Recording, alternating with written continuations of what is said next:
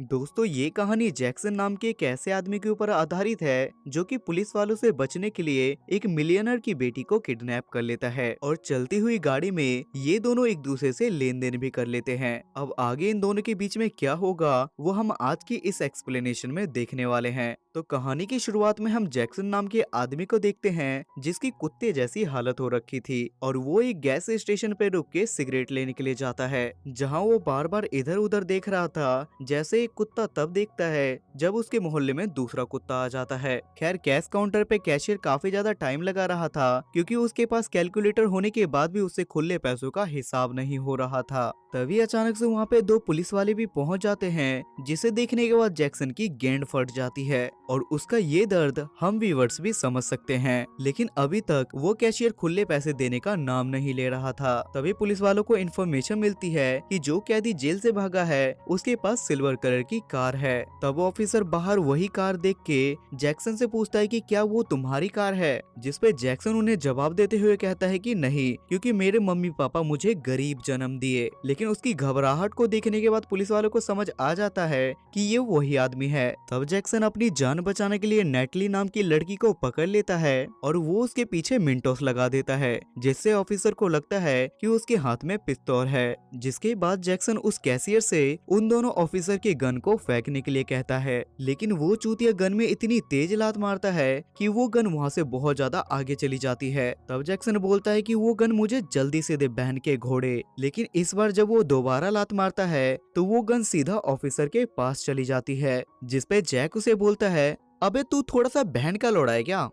खैर, जैक्सन यहाँ पे जैसे तैसे गन लेता है और वो नेटली में चिपक चिपक के उसकी गाड़ी लेके उसी की गाड़ी से निकल जाता है। वहीं इन दोनों के पीछे हम एक बार फिर से दो और पुलिस वालों को देखते हैं जिनके पीछे एक कैमरामैन बैठा हुआ था और वो बात बात पे सिनेमैटिक शॉट ले रहा था। वहीं नेटली बार बार जैक से कह रही थी कि मुझे जाने दो, बदले में मैं तुम्हें अपनी भी दे दूंगी। तब जैक उसे बताते हुए कहता है कि तुम डरो मत, मैं तुम्हें कोई नुकसान नहीं पहुंचाऊंगा। लेकिन जब जैक सिगरेट लेके नेटली को उसे अपना सिगरेट जलाने के लिए कहता है तो नेटली लाइटर लेके उसके कान को जलाने लगती है, जिसपे जैक उसे गन दिखाते हुए बोलता है कि अगर तूने दोबारा ऐसा किया तो मैं तेरे अंदर एक और छेद कर दूंगा। तभी नेटली यहाँ पे लाइटर जैक के नुन्नू के पास गिरा देती है, जिसकी वजह से उसका नुन्नू जलने लगता है, जिस वजह से गाड़ी के अंदर से धुआं निकलने लगता है और पुलिस वाले जैक के काफी ज्यादा करीब आ जाते हैं। अब जैक यहाँ पे अपनी जान बचाने के लिए गाड़ी को किसी GTA 5 की तरह चलाने लगता है। अब जैक के पीछे दो पुलिस वालों की गाड़ी लग गई थी और तेज गाड़ी चलाने की वजह से नेटली को बीच में ही वॉमिटिंग आने लगती है। तब वो कार के शीशे में लटक के वॉमिट कर देती है, जो कि पुलिस वाले की गाड़ी के शीशे पे सीधा जाके लगता है, जिस वजह से कैमरामैन की बकचोदी यहीं पे खत्म हो जाती है। अब यहाँ पे ऑफिसर को इन्फॉर्मेशन मिलती है कि जैक ने जिसकी बेटी को किडनैप किया है वो शहर के बहुत बड़े बिजनेसमैन डेल्टन बॉस हैं, जो कि इस शहर के बहुत बड़े मिलियनर हैं। अब यहाँ पे जैक समझ जाता है कि अगर वो इसी तरीके से यहाँ से आगे भागता रहा तो पुलिस वाले उसे पकड़ लेंगे, जिस वजह से वो सीधा मैक्सिको की बॉर्डर की तरफ निकल जाता है। लेकिन नेटली उसे बोलती है कि तुम्हें जहाँ जाना है जाओ, लेकिन तुम मुझे छोड़ दो। जिसपे जैक उसे बोलता है कि तुम अपना नाम बताओ, जिसपे नेटली बोलती है कि तुम जैसे चोर लुटेरे डाकू को मैं अपना नाम क्यों बताऊं।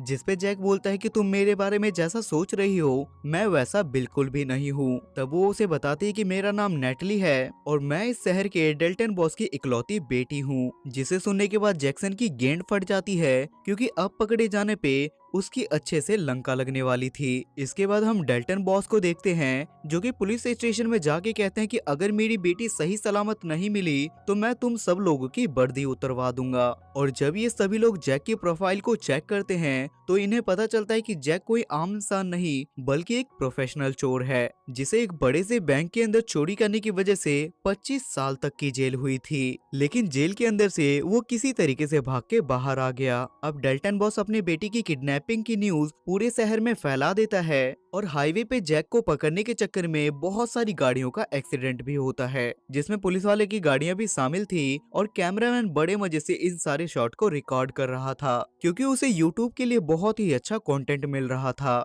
जिसे देखने के बाद नेटली काफी ज्यादा डर जाती है और वो वहाँ से बाहर जाने लगती है। लेकिन जैक उसे रोकते हुए समझाते हुए कहता है कि मुझे भी ये सब कुछ बिल्कुल भी पसंद नहीं है, लेकिन गलतफहमी के चक्कर में ये सभी लोग मुझे जीने नहीं दे रहे। और वो नेटली को ये भी बताता है कि बैंक के अंदर उसने चोरी नहीं की। जिस दिन बैंक के अंदर चोरी हुई थी उस दिन मैं जोकर के कॉस्ट्यूम में एक बच्चे की बर्थडे पार्टी के अंदर था, और बैंक के अंदर चोरी करने वाले चोरों ने भी जोकर का कॉस्ट्यूम पहन रखा था, जिस वजह से पुलिस वाले मुझे पकड़ के ले गए। लेकिन वहाँ पे मीडिया वाले अपनी अलग ही बकचोदी कर रहे थे। उसके बाद जैक के पास वॉकी टॉकी पे डेल्टन बॉस का कॉल आता है और वो जैक से कहते हैं कि तुम मेरी बेटी को सही सलामत वापस छोड़ दो, बदले में मैं तुम्हें $50,000 दूंगा। जिसपे जैक उससे कहता है कि इससे ज्यादा तो मैं तुमसे दहेज ले लूंगा। तब डेल्टन बॉस यहाँ पे $1,00,000 देने के लिए मान जाता है, लेकिन जैक यहाँ पे पैसे लेने से साफ मना कर देता है, क्योंकि अगर वो यहाँ पे पैसों का लालच करता